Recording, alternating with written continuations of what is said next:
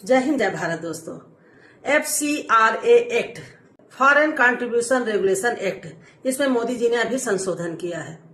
संशोधन के तहत गृह मंत्रालय के द्वारा एक नोटिफिकेशन जारी किया गया है, जिसमें कहा गया है कि यदि कोई भी एनजीओ विदेशी फंडिंग लेती है तो उस एनजीओ को अपना काम बताना पड़ेगा कि किस काम के लिए वो फंडिंग ले रहा है, किस राज्य में वो काम कर रहा है और राज्य के किस एरिया में काम कर रहा है। गृह मंत्रालय के द्वारा जो ये नोटिफिकेशन जारी किया गया है उसमें धन परिवर्तन के लिए यदि आप फंडिंग ले रहे हैं उस पर पूरी तरह से रोक लगा दिया गया है।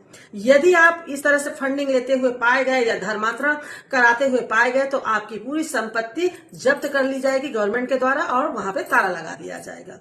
यदि कोई व्यक्ति अपनी मर्जी से धर्मांतरण करता है तो करे, कोई दिक्कत नहीं। यदि कोई संस्था या एनजीओ इस तरह का प्रलोभन देती है कि आप हमारे धर्म को स्वीकार कर लीजिए, हमारे धर्म में आ जाइए, आपको पैसा देंगे और ये घर देंगे या आपका ट्रीटमेंट कराएंगे या कुछ भी प्रलोभन देती है, वो पूरी तरह से सख्त मनाही है। जो हमारे भाइयों बहनों का धर्म परिवर्तन करा दिया जाता था उस पर रोक।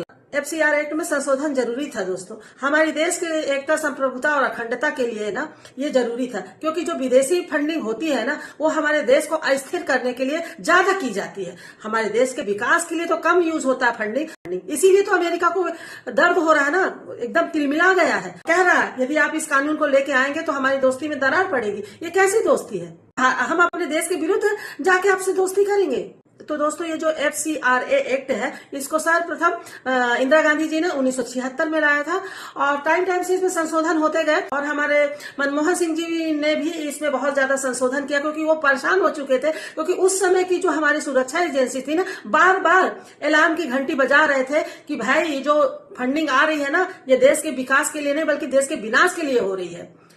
तो वही काम अब हमारे मोदी जी कर रहे हैं कि जो भी फंडिंग हो रही है उसका पूरा ब्यौरा हम गवर्नमेंट के पास होना चाहिए। हर एनजीओ को अपनी सोशल मीडिया, वेबसाइट और जितने भी प्रकाशन करवाती है अपने प्रचार प्रसार के लिए उसका सबका ब्यौरा उसको गवर्नमेंट को देना पड़ेगा। सीधे की पूरी तरह से गवर्नमेंट की नजर इस तरह के एनजीओ पे रहेगी जो विदेश से फंडिंग लेके भारत के विनाश के लिए, भारत के विकास के अवरोध के लिए काम करती थी। इस पे पूरी पैनी नजर हमारी भारत सरकार की रहेगी।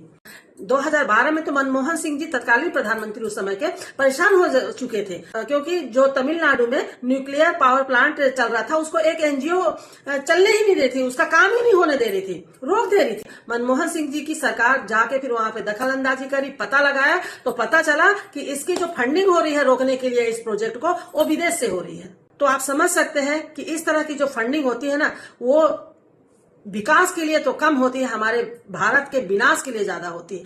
तो विकास के लिए यदि वो हो रही है तो कोई दिक्कत की बात नहीं, पर विनाश के लिए अब नहीं हो पाएगी।